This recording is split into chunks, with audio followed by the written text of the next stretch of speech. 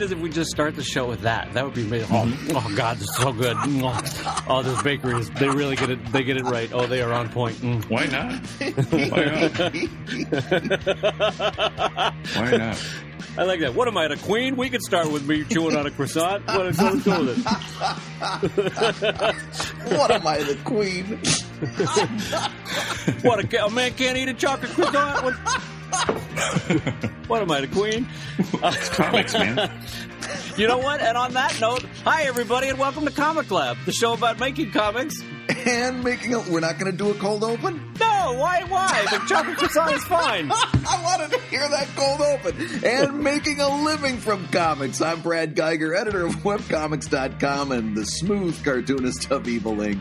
And I'm Dave Kellett, cartoonist of Drive and Sheldon and co-director of Stripped, and our very special guest this week, hailing all the way from, I think, Bellevue, Washington, right? Is that where it is? Or Seattle, Washington? Yeah, I'm just north of Seattle, Mill Creek, Washington. Oh, nice. Very cool.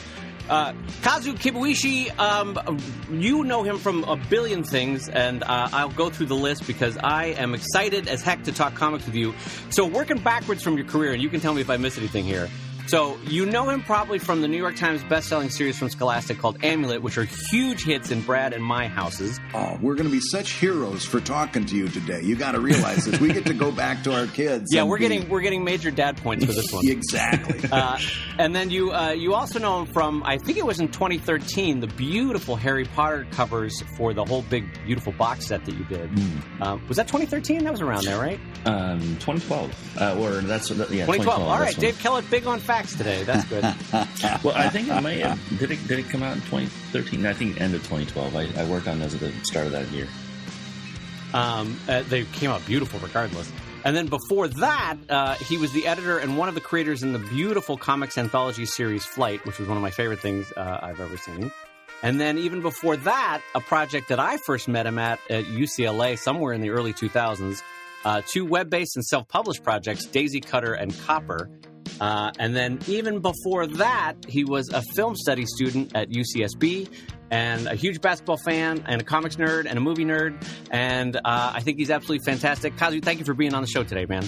Well, thanks for having me here. This is going to be fun, I think. The hesitancy as we put your chocolate croissant on the air. Yes. I have one more chocolate croissant if you want me to eat it. I can... No. Give the people what they want. That's what I say. Okay. Hey, well, so when I'm well fed, then I give better answers. So. Oh, sorry. That's right. It's a basic sustenance thing. So the one that Brad and I wanted to jump in first with you, because I think it's super exciting and unique, is that, and you can correct me as to the setup of your studio setup currently, but in general, when you're working on Amulet, you have one full-time assistant and co-crew, a colorist that works with you, Jason. And then, as far as I remember, there are a couple satellite folks that come in either through teleconferencing or Dropbox, or sometimes they're in the studio. So you really are maintaining, as the book goes through, a group of 2, 3, sometimes 4 people working on the book. Is that right? Do I have that right? Yeah, on Amulet 8, I think we had somewhere in the neighborhood of 7 or 8 people. Wow. So we, it was just necessary towards the end. We had to call in a lot of help because it was getting really tight, and we had Jason was overwhelmed with the work, and so typically, though, I have Jason working throughout the year to develop content for the background paintings, and just getting ready for the production for the most part throughout the year. This is where we're at right now for Amulet 9. And he's like the only full-time person other than myself. Then we send out pages to be flatted throughout the year. When I'm done drawing a page, I will upload it to our site and or to our server, and assistants around the world can pick them up whenever they want. I have a Google spreadsheet that I use for people to sign up, and when new pages go up, they can go sign up for it. They download it, they do the page, send it back. If we have notes, we'll give them notes, and then we'll color it from there. There's that part of the process. And towards the end of this latest book, we had to bring in a whole bunch of people to come in, and maybe the last 2 or 3 weeks to paint the book, because we still, I think in the last week and a half, we painted half the book. Wow. Oh, biscuits. Yeah, it was Wow. like 2 weeks. 2 weeks. I painted like 50 pages myself. So yeah, it was we were pretty far behind on this one. But life intervenes, and we that's just the nature of the game. But also, as we learned from Jurassic Park, life finds a way. So No, it's okay. I mean, I sort of equate it to like being in the fourth quarter in a game or something. Yeah. And if you know your stuff, you'll get through. If it's production, it's not so bad. When I have to rush on the writing, that's when I'll put the brakes on the whole thing. Yeah. Amulet VIII was supposed to be done a year earlier. We should have been talking about this about a year ago, but I held off on moving forward. I didn't think it was ready. So I had to take a big break. I went back and reworked a whole bunch of stuff and found the book, in the second half. Now, when you have to go to your publisher, and this is published through Scholastic, correct? Mm-hmm. When you have to go to your contact person there, I would imagine an editor of some sort, and you've got to say, listen, this story isn't there yet. How does that conversation go?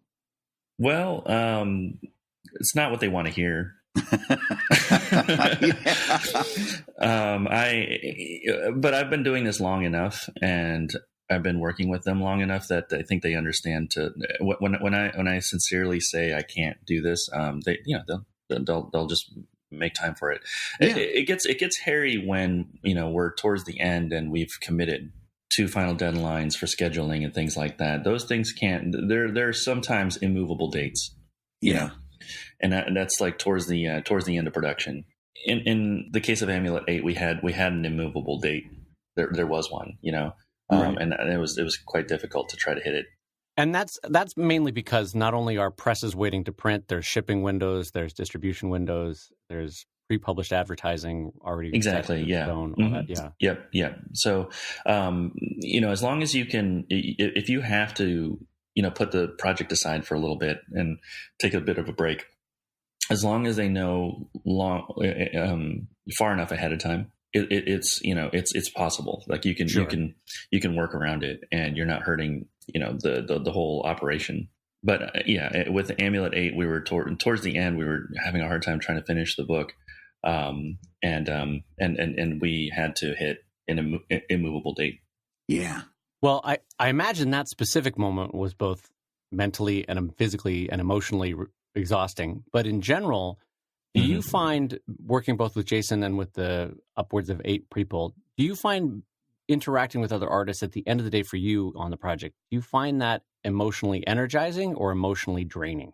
The day-to-day? Mm-hmm. Well, yeah, like if in an ideal world for you, would you prefer to be in a studio type environment, or would you prefer to be flying solo? Or I guess what I'm getting at is, does the nature of the project require other people in such a way that it forces it on you, or do you actively love as an artist working with other artists?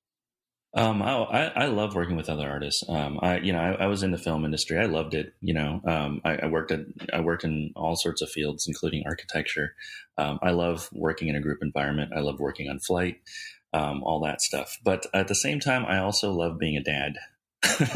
Yeah.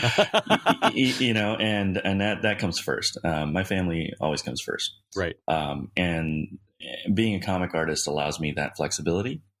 And that's important to me. I make less than in another career path, but I make enough, for us to get through. And it works for me. So I don't know. I adjust my work process to the environment that I'm in. Right. I don't try to make the world change to the way I do things. I find that approach, I don't know, that doesn't come together very well. Yeah. Because then you start getting upset about things not going your way, and if you go into a situation expecting things not to go your way, you won't be as upset when things start falling apart. Right. Well, what I wanted to know was knowing that this new book is coming up. At some point, are there at times where Scholastic is going to say, "Now, listen, we need you to hit social media really hard in this upcoming month," or do they put a schedule in front of you and say, "Okay, you've got to travel to this place and that place and this place to start promoting that book"? What kind of impetus is put on you to promote that book socially and in person? I think it's as much pressure as I want to put on myself. Mm-hmm. I do put a lot of pressure on myself, but I also I don't do as much traveling as I think a lot of the top level authors do. I'm okay with that. I can't be away too long from my family because, like I said, all the the home life stuff that comes first. Right. Yeah, I don't know. Scholastic really doesn't put that much pressure on me. They've just been really kind. They'll do the best they can. I think in some sense, I just feel like we're on a team and, and they're asking me for things that I need. And, I'm generally not asking too much from them. I'm just, preparing to do the work. I think that's enough. I think that's helping them a lot. If I finish the book as close to being on time as possible, and I'm being on the road and doing as much self-promotion as I can, I think that's helping them. But yeah, we're in the process of promoting the books. This is the fun part. Mm-hmm. I don't think there's no pushing. I mean, they suggest like, why don't you try this or try that? But for the most part, it's more like, hey, look, we got this thing for you. We got a interview on this website or that website or this magazine. Did you want to do this? Would you be interested? And I either say yes or I almost always say yes if they have something for me to do, and that's it. I mean, it's not it's not really a high pressure situation. It was a lot different when I was working on Harry Potter because that Amulet has become a big thing, I think, but with Harry Potter, for Scholastic, that's their baby, it's a big beast, that's a big thing. So I had a lot of preparation to be a part of that they actually, sat down with me and talked to me about preparing to promote it and what that might entail, the kinds of things I may experience, and just to be ready. I'm imagining this pre-meeting of like, all right, now there's going to be some fans, and when we say fans, we mean people that will want locks of hair.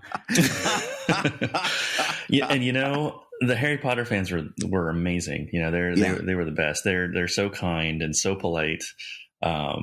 It was not a problem at all. But being on message as far as like what I'm going to say about the project, things like that, they wanted to make sure that I was sort of on board with all that.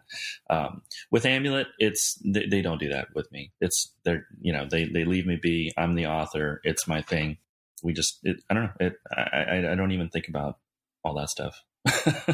I mean, I try to promote well, but they didn't give you basically a big contractual checklist of all the things with Amulet like you had with Harry Potter. I'm assuming with Harry Potter, you probably had to agree to X amount of appearances and X amount of like prepared statements or interviews, kind of a thing. But with this one, they're more free. I don't remember if I had to do that. Oh, okay.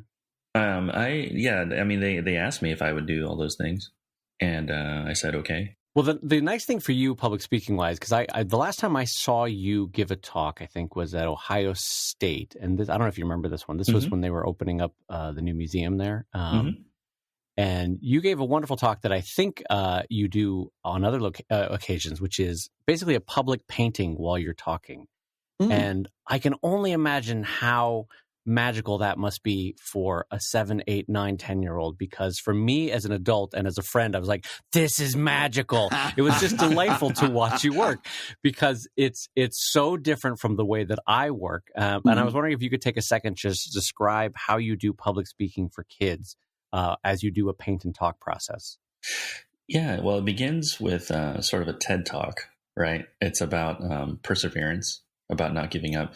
My career has been full of situations where things really did not work for me. And I would find myself in this hole and I'd have to sit there and just think, okay, well, what am I going to do? Am I going to sit and look at my toes and do nothing? Am I just going to feel bad about this? And usually I just, eventually, after sleeping or thinking about it for a bit, I just get up and then get back to it and do the project again. When things don't work out. So I do a talk about that, about just going back and doing this thing. And if that doesn't work, then try something else. And then towards the end, I will do a Q&A. But while I'm answering questions, I'm painting live for the kids. So because I imagine that there's going to be a small group of kids in that are not interested in what's going on, because they need a little bit more of a visual stimulus. So if I sit there and just answer questions for individual fans, I don't know if those kids would be as entertained. So when I paint, I'm giving all the kids who are daydreaming a place to go. And I'm also sort of daydreaming and painting a landscape. And so what I do is I set up the computer. It's hooked up to the projector, and I just open Photoshop and I just go in and do a landscape painting most of the time. Unless somebody wants me to do a very specific thing, like a spaceship or something like that, I'll go ahead and do that. And and imagine as a kid, I would have thought that was magical, and I probably would have wanted to be a comic artist if I saw that. It really is. It's so lovely in the sense that knowing the tools you're using in Photoshop, knowing how you're doing it, I'm still like, what an entrancing talk this is. I'm a grown man and I'm entranced. Well, go back just for a minute, because this has been a theme on this podcast where we talk about it's okay to get to a point where you're like, oh, I've hit a dead end. We get so wrapped up in failure that we forget that it's during those times that we learn the most. So take me back. You mentioned things that did not work. Take me back to one of those instances where you found yourself things are not working out. What was that point, and how did you overcome it? Yeah, so my website is boltcity.com, right? My company is Bolt City Productions. People know me as Bolt City online. Bolt City was my first massive failure. It was actually the title of my student film. It was an animated film I had worked on for about 2 years, going into senior year in college. I anticipated it to be my entry into the world of animation, that I was going to get a directing job and get a feature for it, because a lot of people thought that this was going to win a Student Academy Award. This is going to be some big deal. Every time anybody saw little bits of it, they were so excited. One night I came home from my job at the newspaper. I was illustrating editorial cartoons for the Daily Nexus. Come home around 10 o'clock, and I'd start animating up until 5 in the morning. And I did that every day of my senior year of college. And towards the end of my senior year, and I'm still like maybe only halfway done with this thing, I come home and I noticed that someone had broken into my apartment and stole my computer, my hard drives, just everything that had the film on it. Oh, no. And it just basically vaporized. Oh. And that was like my ticket out, that's what I felt at the time. I'd worked so hard on this thing. A part of it, the whole time though, I really didn't want to make it. I felt like I was doing it for my career. I felt like I was doing it for my professor who was into animation and he wanted me to animate. I had no interest in animating at the time. Oh. I just knew I would need a job because I would have to, then the next thing was I would have to take care of my parents after college. I knew that was coming. In fact, it was right around that time I got a phone call from my mom, and she told me something that I had suspected, just that my dad had lost his job a number of months prior, and that I would have to go get a job so that I could support them, and that they would no longer be able to help me with my college, which I anticipated all this happening, so it wasn't a surprise. But to have all that happen after having lost the one thing I had, in my corner to help me. And this was before uploading everything to the cloud and all like that. When they carted that hardware out of your apartment, well, that's what I'm saying. For the younger people, I'm talking about this is in the 90s, So I built my own computer. I was forcing Adobe Premiere in its early incarnation to do things that it normally doesn't do. For my animated film. and it wasn't considered an editing program like a pro level editing program that some people do now. It was very much for the consumer. And yeah, I learned a lot in the process of it, but when I saw that it would take too long to finish it, I decided I have to put that aside. That's just not going to happen. And after I graduated from college, I went and just took the first job I can get, and it was as a graphic designer. And so I did that for a number of years. Wow, I've never heard that story. Oh yeah, I've got plenty like that. Absolutely breaks my heart, though. So there's no version of this that exists anywhere. This early Bolt City animation. Just some small MOV like QuickTime files that I have. I have a couple. Yeah. Honestly, God. And knowing film production, I know how much like more work there was to be done than I anticipated, because the whole project was at the time just becoming much, much bigger than I thought it would be. Right. Yeah, that whole time. So in some sense, when it was stolen, I felt quite a bit of relief though too. Yeah. Yeah, because like you were saying, you were doing this for your professor. You were doing this because you felt you needed to. For career stuff, yes. Mm-hmm. Yeah, and now this is taken right out of your hands. So now, I'm sorry, I don't want to spend a whole lot of time in the negative zone here, but I'm fascinated. So now you become a graphic artist, and you're helping to support your parents, right? Yeah. I was sending everything, like almost everything I made, just enough for me to live on. I kept, in my bank account just to feed myself, and sending the rest of it to pay for my parents' mortgage. Okay, what's the next step? Now you've at some point, have you started doing webcomics yet? At this point? No. So I was just working corporate. I actually started working on Amulet around that time, just in college. So it's old. Oh wow! And I gave it a try, and it was just too hard. I just thought comics, even if I made a living doing it, I don't know if it would be worth this much energy to do it. Like if just a few people read it, I just thought, oh, I don't know. It would be quite an endeavor to become a good graphic novelist. That's how I felt at the time. And graphic novels didn't really exist in like a mainstream sense at the time. Not like they do now, that's for sure. Yeah. So, in the late 90s, I'm just thinking, well, if I do this, I'd have to also invent it.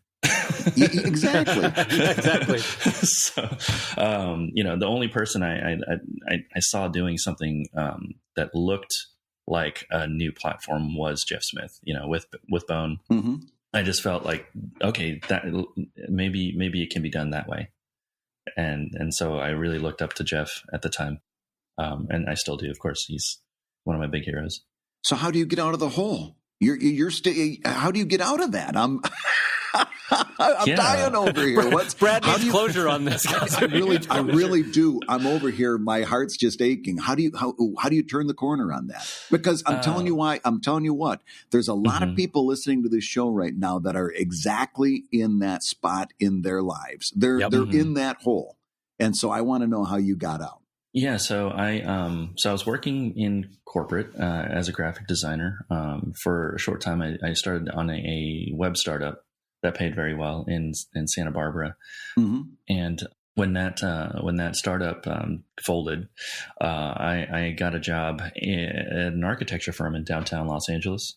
So then I was working in LA, and at this time I was still supporting my parents. And then I think that year my brother graduated and he started working as an engineer, and so he was able to take some of that load. Yeah.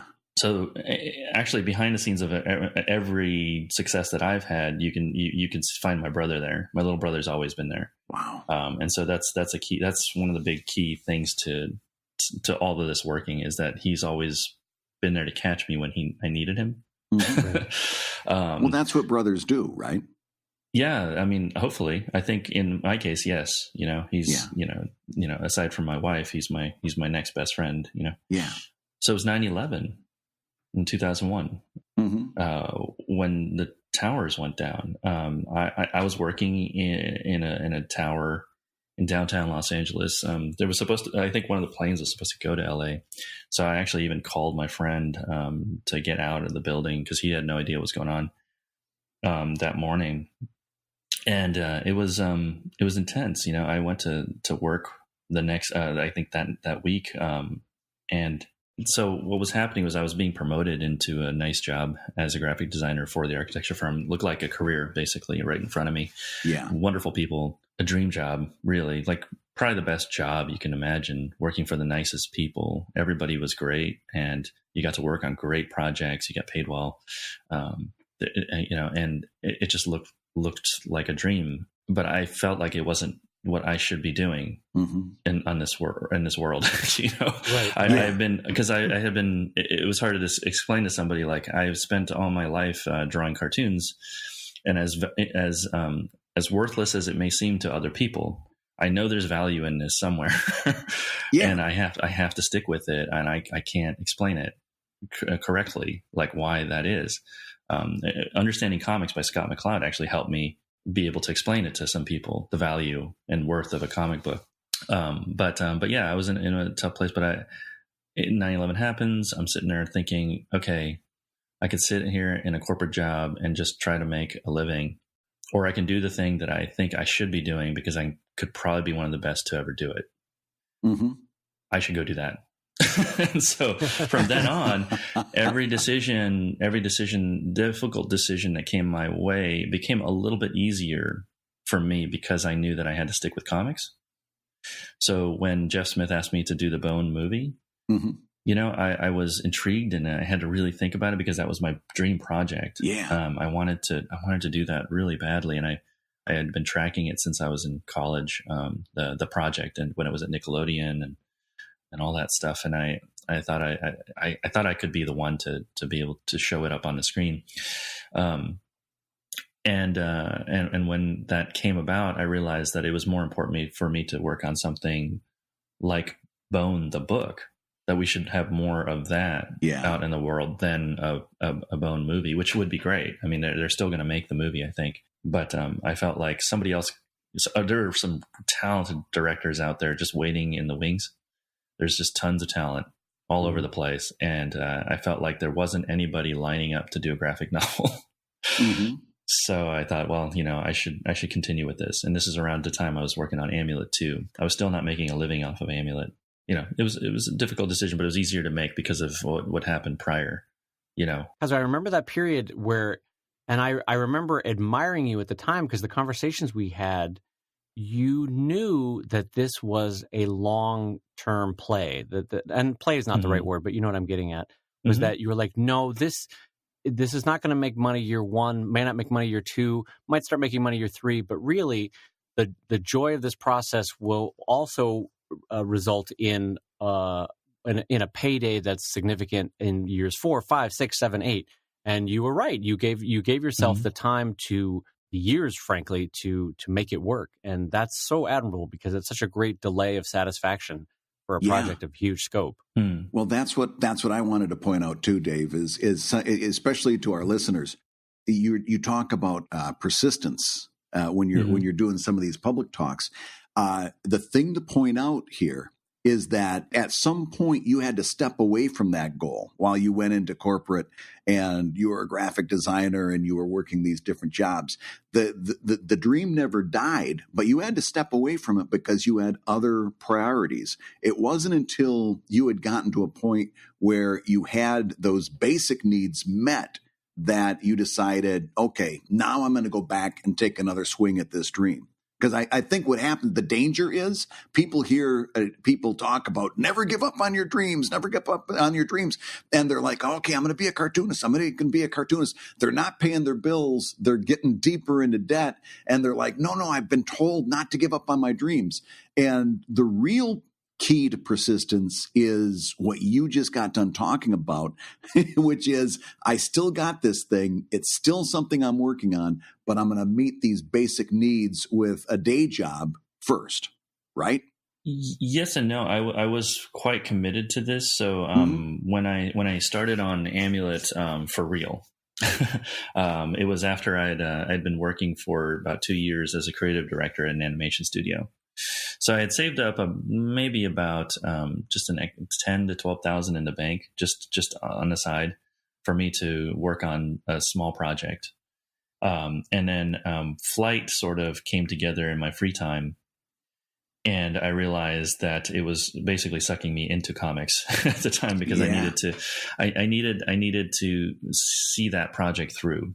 I felt like it was like I couldn't let those artists down. Mm-hmm. Right. And even though it would cost me a lot to get it made, thankfully Image stepped in to, handle the printing. I really had no choice there. I had to quit my job. I ended up having to quit my job when my coworkers confronted me about it and said, we'd like your company partner. We'd like you to either be here all the time, or if you're going to do comics, you should go do that. And so I said, okay, I guess I'll do that. I got to go do comics. Wow. Let me switch gears for a second and ask an art question, because as someone who's working on a long form story myself now, I find this sort of interesting. When you first started to seriously work on Amulet in terms of character designs or the world or even designing the amulet itself, did you ever have a thought in the back of your head of like, whatever I go with, I'm stuck for the next decade or 15 years in terms of design? No. Do you know what I mean by that? Like, there's some elements that, like, hey, if they're in a ship for the next 15 pages, I can have as much fun with it as I want because it's only for 15 pages. But when you're designing a character that, even at that point, I think the books were going to be 7, I think, a series of 7 or maybe 6. I don't remember originally, but you knew you were in for this for many, many pages. And was there any hesitation? Was it excitement? Was it a little more effort, a little less effort because the joy was there? What was that process of designing those elements in the story that you knew you would be drawing for hundreds and hundreds of pages? Well, I try not to think about the hundreds and hundreds of pages. That's fair enough. Fair enough. But actually, with my designs, I actually spent very little time doing it. It's funny. I used to do character design and concept art and everything like that in the film industry. And I spent more time on those things than I do on things in Amulet. Partly because I feel like I don't know, if a design's going to work properly until I see the story. So, for example, if I'm going to draw a particular character, I see that character is going to be viewed at certain angles a lot, or that, then I will design that character to look good and feel good to draw in those types of angles. Somebody who's like moving quickly, you don't want it to be too round, right, right. Because it doesn't express speed, or things like that. So a lot of times what I do is I just start drawing the character into the book, into the rough versions of my pages, into the thumbnails, and I just I thumbnail each sequence about 8 to 10 times. Oh, geez, Louise! Wow. Oh, yeah, but I do them quickly. So like I can do a 40-page sequence of thumbnails in like 2 hours, maybe 3 hours. So they look just like, it looks like chicken scratch, Yeah. It's just enough to get. I try to draw as close to the speed of reading as I can. Right. When I do the roughs, so that I'm sort of experiencing it, and I'm just kind of recording this sketch of the scene. And then I'll usually just sit back and I'll come back to it the next day to see if I have anything good there. And I do it again, and then I do it again, and I do it again, and I do it again. Sometimes it gets worse. Sometimes it gets a little better. And there's some crinkles in every version that I think is fairly good. Mm-hmm. But for the most part, any one of those drafts is not good enough to be published in my mind. Mm-hmm. So after I've, done it several times, at least 3 times, I'll sit and look at it and go, am I ready to get on stage? And that's really what I ask myself. I think in my mind is, am I ready for a stage rehearsal now? Which is the pencils, And if I feel like I can see the scene really clearly because of all the different drafts, then I'll go ahead and say, this is the day. So then instead of doing thumbs, I will pencil.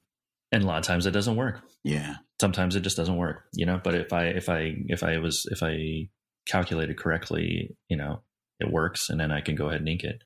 And if I have extra time, sometimes I'll just go ahead and scrap it.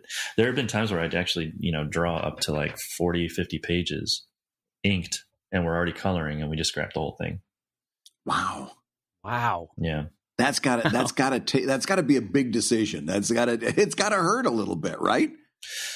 Well, in book 1, I didn't know what I was doing. Mm-hmm. So I actually drew the whole thing, pretty much inked the whole thing. And it was an awful book and in the first draft, and just doesn't work. Anybody who read it would know, like, it's okay. There's some good stuff in it, cool concepts, but it wasn't a well-rounded read.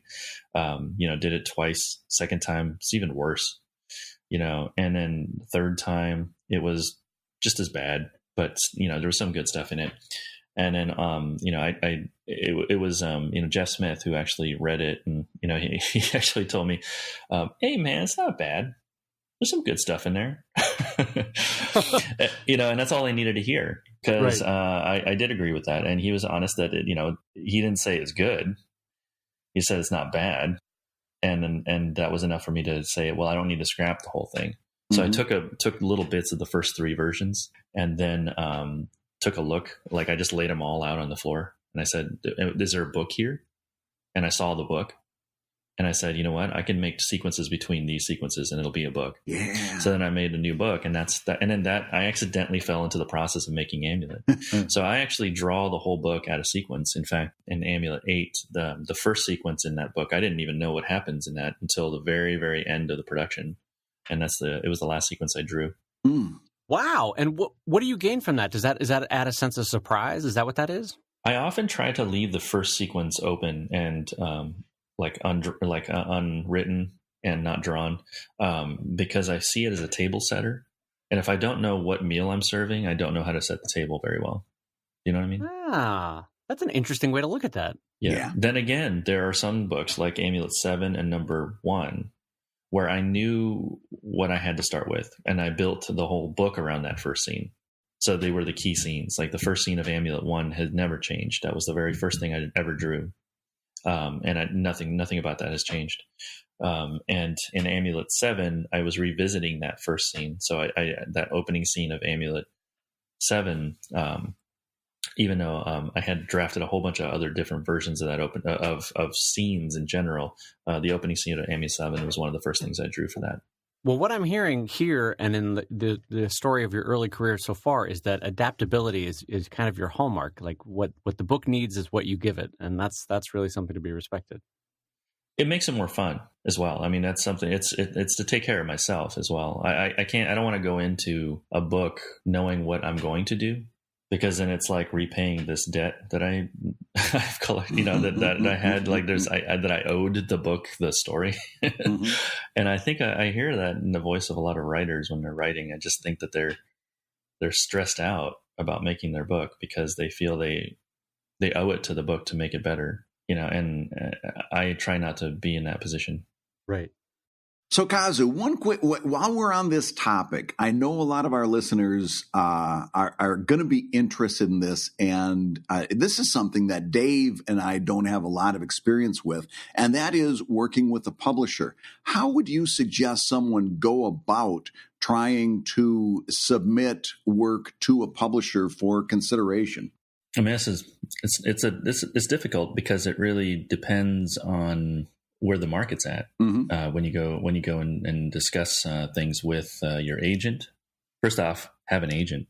Oh, now see that that would not have been my first guess. So you're saying really? The first thing you really need is an agent. Absolutely. And why is that? It's for everyone's sake. You want to enter into discussion where both parties are ready to negotiate a professional deal in a proper setting, mm-hmm. where you don't over promise. You know what I mean? It doesn't get awkward. Yeah. Your publisher will be able to, your agent will be able to protect you, but also protect the publisher as well. And most people in the publishing industry know that that's the protocol. So when you talk to an editor and they say, and you talk to them and say, I have this project, I think it's interesting. And they're like, oh, that sounds like something I'd like to publish.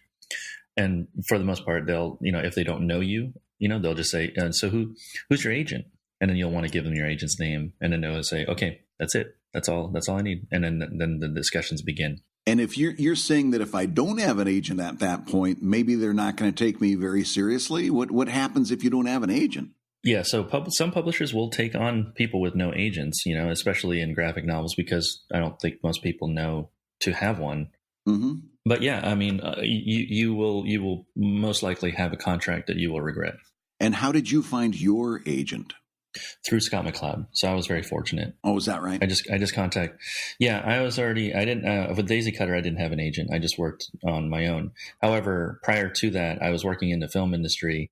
I had an agent in film. I was trained to pitch by a lawyer at CAA. So I had a very different background coming into comics.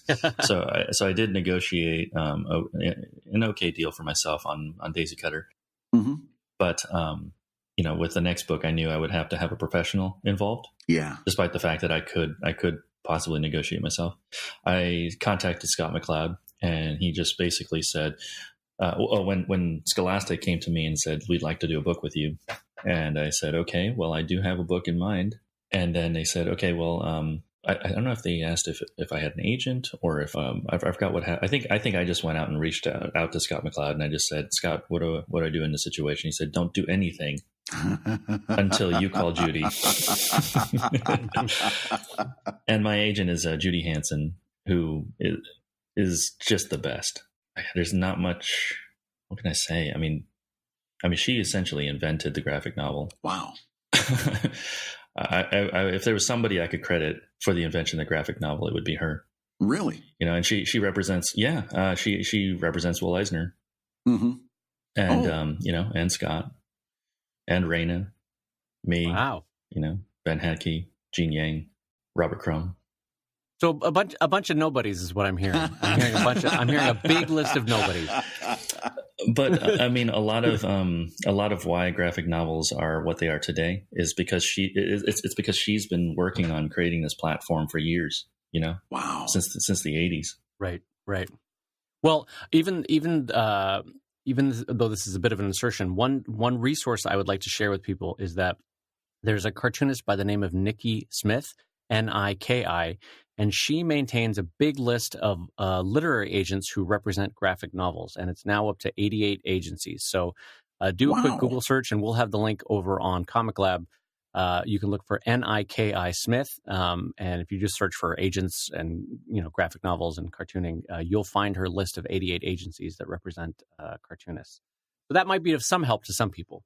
Yeah, right now there are a lot of publishers who want to get into the graphic novel thing, so it would be a good time to reach out. Yeah, that YA audience is exploding in publishing. Just as a dad watching that happen, it's fantastic. It's so delightful to see.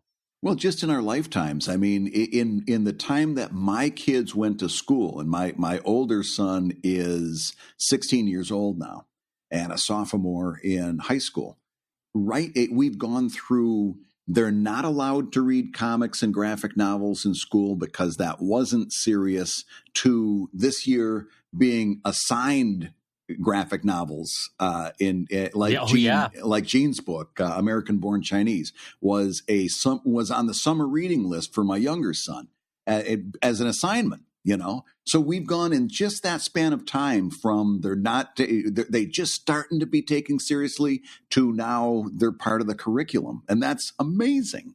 Yeah, I mean, when we were growing up, collectively the three of us, you kind of had Tintin, you had Babar, you had it was like Babar. A weird collection of like 1950s kind of semi-racist comics where you're like, I don't know that I should be reading this. And now it's just, I'm so happy as a dad what I can find at the library, at the bookstore, just casually, like not even hunting. I'm as a cartoonist, and I'm like, I did not know this book existed, and this is an amazing book. I feel like we're just in an explosion of it's like, those it's not the Paleozoic, but there's certain ages where life just exploded. Yeah. And I feel like that's where we are with comics, where it's just an explosion of creativity, and the market is finding value there, and books are selling, and frankly it's an amazing time to be a cartoonist in that format.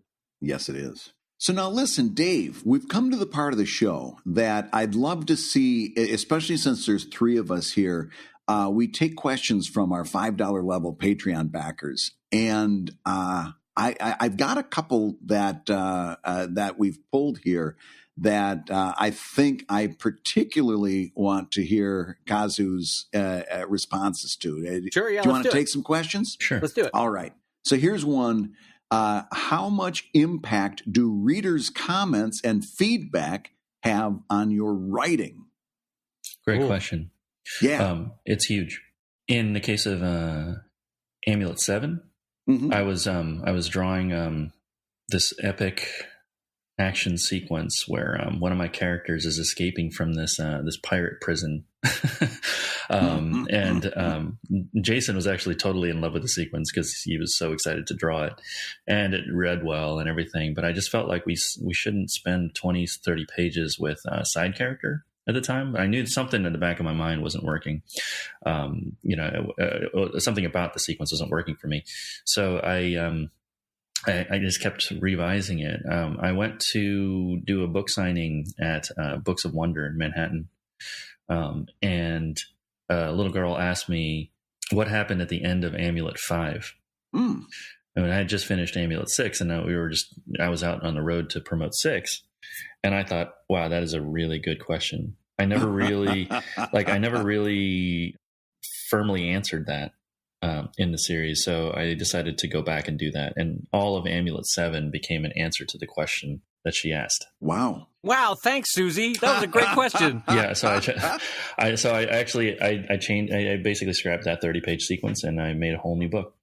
Wow. And then I think somebody asked me another good question about Amulet VIII while I was working on that. Somebody in the audience asked me the question, what happened to Trellis's mom?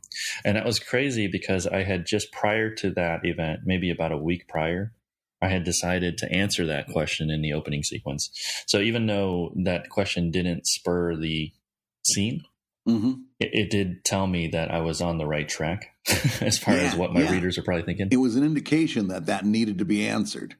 Yeah. Their questions are I mean, they're the end user, it's, these are the readers. These are, this is the customer. I'd like to hear what they think. Yeah. Well, Brad, let me turn that question to you. Do you respond to reader comments, input, thoughts? Oh, yeah. Yeah, you have to, especially in the zone that we find ourselves into as self-publishers when you're doing crowdfunding and that sort of thing.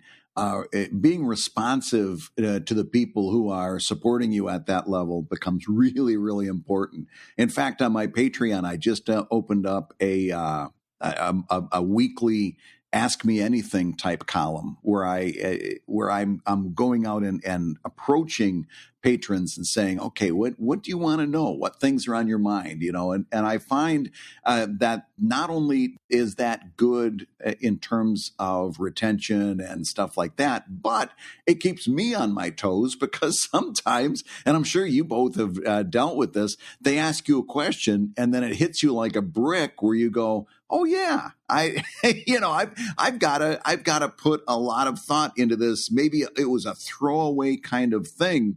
And it's like, oh yeah, I've got to think about how that works in the world that I've built. And maybe I didn't do such a good job of that in the first swing. So yeah, there's a lot of that it's good to be kept on your toes by that sort of thing. What about you, Dave? Well, I much like I assume happens with both of you, I never compromise the central vision of what I want to create. You know what I mean? Like if all the readers said like, we want to see so-and-so die in the story, but that's not what I want to do. That's not what the story wants to go. Yeah. I'm not going to compromise that. But the way I equate it is kind of like, in the past I did stand-up and I did sketch comedy, and you're kind of swimming in laughter or the lack of laughter.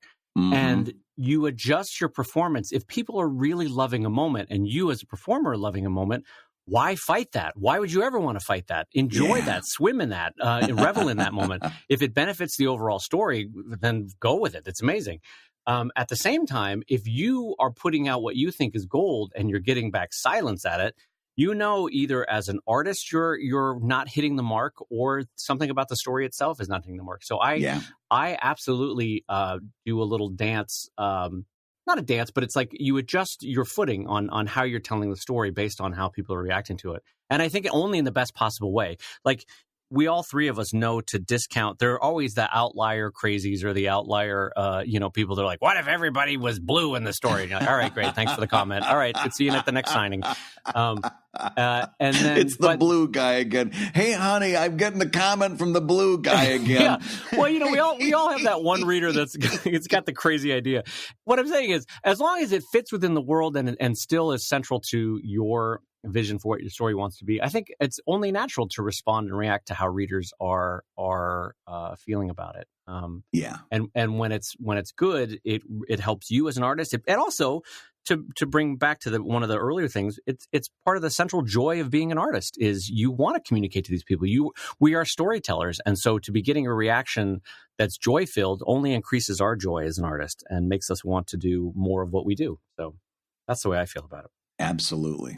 Well, let me ask you both a different question. Mm-hmm. So this is also from a listener of the show, and this is kind of a fun one, Kazu, so I'll ask you first. Mm-hmm. So what skills have you painstakingly developed or agonized over that time or technology have now rendered completely useless? Oh, and read the rest of that question, Dave, because this is crucial. Okay. And do you wish you had that time back now? Yeah, that's the clincher for me on that question. I don't know. I think everything's been useful. I can't think of a useless skill, because you never know. You never know when you'll need it. Yeah. So yeah. And when you're a comic artist, you're kind of a generalist, right? So you have to do so many different things.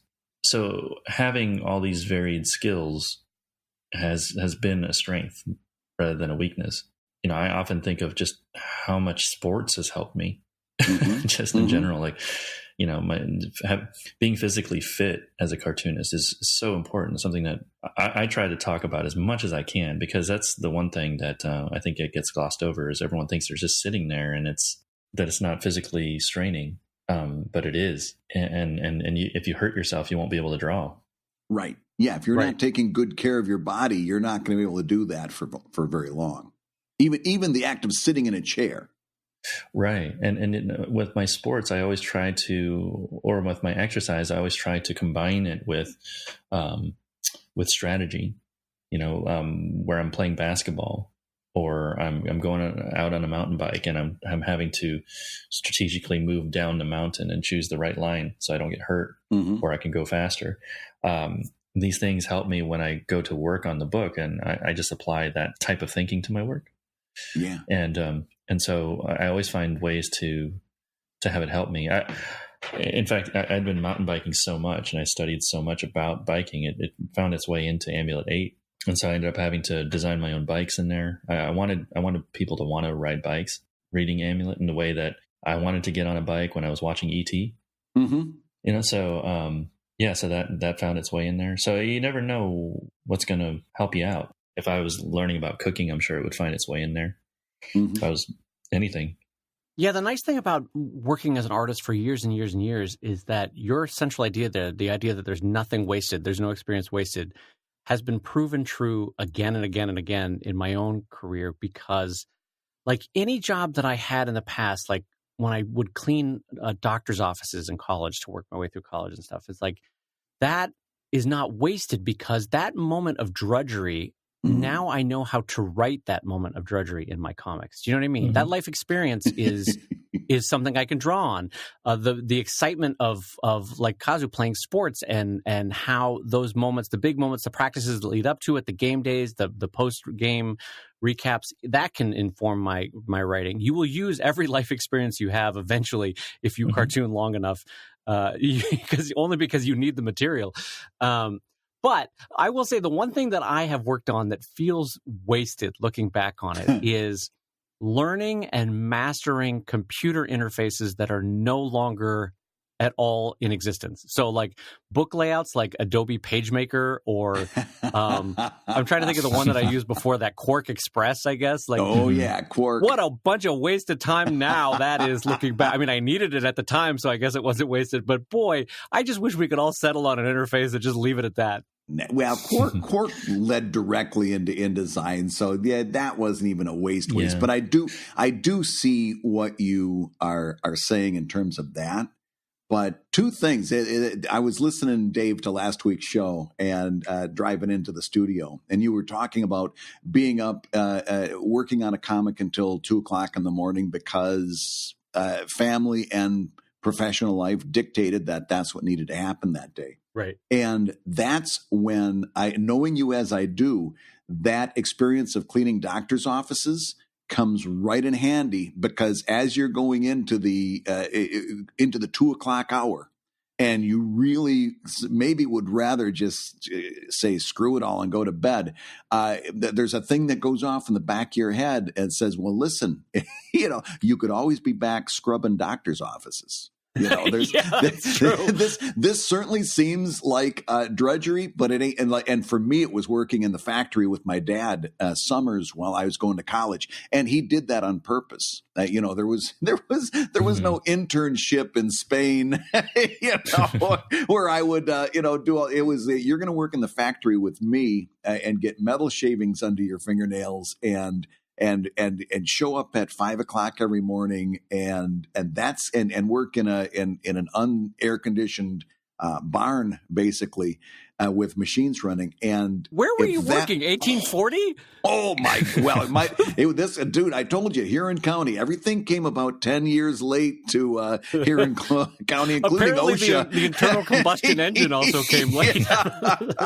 But listen, at the end of that 3 months of summer, I went back to college ready to learn, because my dad would say every week, you don't do well at college. This is your future. This is what you got to look forward to. So get in there and study, Toon Boy, do what you got to do. But yeah, that is instructive to that. And plus, you guys both hit it right on the head.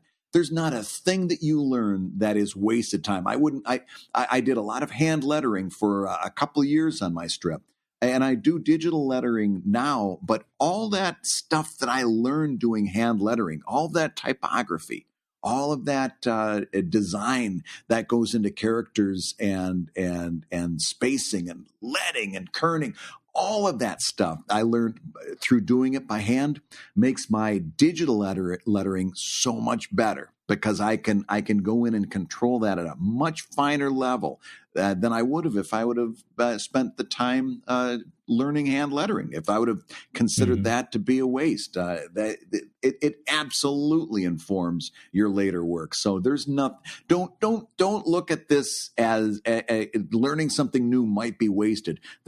Learning something new is never a waste. Yeah, I agree with that. Well, let me ask a fun one to sort of end off the day for us, and we can each tackle this one as we want, but I'll ask it of Kazu first. So what in your drawing, in the creation of a book, you can either do it in the big picture of creation of the book or in your day-to-day cartooning, what is the best part of your day, and what is the part you look forward to least work-wise? Not family-wise, not business-wise, but work-wise. What is the favorite part of the day? What is the least favorite part of the day? Well, my least favorite part of the process is starting. Yeah. Ooh, okay. And my favorite part of the process is when I figured something out. And I think that's it. That's the full range, isn't it? Everything in the middle, I don't know. I don't know. It's that's it. But the spark for you when it clicks into place, that's when that's the best moment. Yeah. Okay. So every time I make a book, I know that there's inductive and deductive reasoning going on, right? So you set up the problem and then you got to solve the problem. Solving the problem is actually fun. That's easy. Like when I do contract work for somebody, most of that is deductive, right? Because they give me an assignment. I know what I'm doing, and I sit down and I just try to articulate a solution. Now, when it's my book, I have to create the problem. I have to design a problem that will be solved in such a manner that a reader will learn something from it. And that's really hard. Trying to figure out what that problem is that I have to design is, it takes forever. And I think I enjoy the process of learning things to create that problem, but I don't like it when I'm on the clock doing that because I don't know where it's coming from. I'm fishing, I'm out there just looking for this thing. And I can't tell the fish to just jump on the hook. So that part, just the pressure that I would get is the hard part, is trying to, that's the political side of it, right? Like I have to tell people, I'll get it done. Yeah, it'll be, this'll come in, but nobody can truly answer like how much time that particular part takes, the inductive reasoning. But if someone told me, here's the problem, I know exactly how long it takes to solve it. Oh, there's no better way to put that. I mean, the most daunting thing in the world is nothing. Mm-hmm. Nothing is daunting. Once you've got something, you can solve the problem. Now because you've got something, you know what the thing is. But when you're staring at that blank page and nothing is facing back at you, that's the worst. Mm-hmm. Yeah, I got to tell you, though, I'm thankful of you using the terminology of inductive and deductive reasoning, because I had not thought to think of it that way, and that is a clever way of looking at it. So, doff of the cap to you from Los Angeles, Kazu. I appreciate that. Nice work there. Yeah.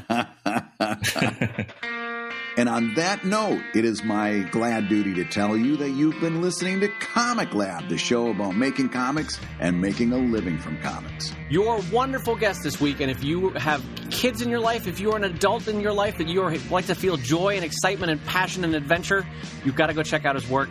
Kazu Kibuishi, the best place, boltcity.com to check him out, but also in libraries and bookstores everywhere. You can look for the entire 9-book series now, right? Or is it on 8 books now?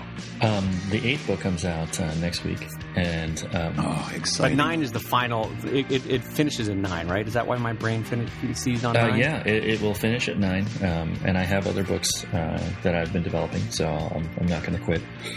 Good. Woo-woo! Yeah. My kids just got super excited at that phrase. That's amazing. And then also, if you have not treated yourself to go back and read the Flight anthologies, please go do it. There's some amazing work in there that Kazu both edited and created in there, and I highly recommend it. But your hosts have also been Brad Guigar, the editor of Webcomics.com and the cartoonist of Evil Inc. at evil-comic.com. And Dave Kellett, co-director of Stripped and cartoonist of Sheldon at sheldoncomics.com and Drive at drivecomic.com.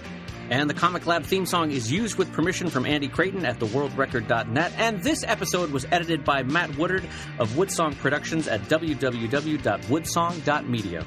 Comic Lab is made possible by your support at patreon.com/Comic Lab, so we'll go ahead and say that twice. Patreon.com/Comic Lab.